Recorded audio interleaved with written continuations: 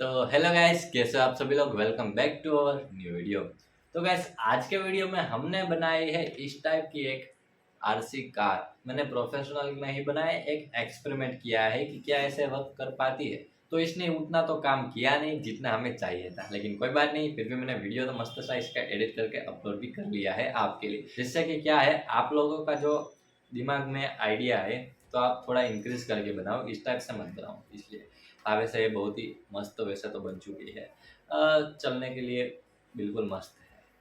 तो कोई नहीं, चलो भाई वीडियो को स्टार्ट कर दे, लेकिन उससे पहले लाइक कर दो, चैनल को सब्सक्राइब कर दो और अपने दोस्तों के साथ शेयर कर दो और कमेंट भी कर दो कि अब मैं नया प्रोजेक्ट कौन से लाऊं। और आगे जल्दी से सब्सक्राइब कर दो, क्योंकि फैमिली को रीच करना है यार, फैमिली को आगे बढ़ाना है। वैसे तो कुछ नहीं, आरसी कार, आरसी प्रोडक्ट बहुत सारे हमारे चैनल पे आने वाले हैं। और थोड़ी बहुत रिपेयरिंग अनबॉक्सिंग भी मैं अपलोड करते रहता हूँ, क्योंकि थोड़ी बहुत चीज़ें मैं न्यू लाता हूँ, अपने कलेक्शन में ऐड करता हूँ टूल, तो आपको भी बताता हूँ कि मैं क्या लेकर आया हूँ। तो चलो भाई वीडियो को स्टार्ट करते हैं।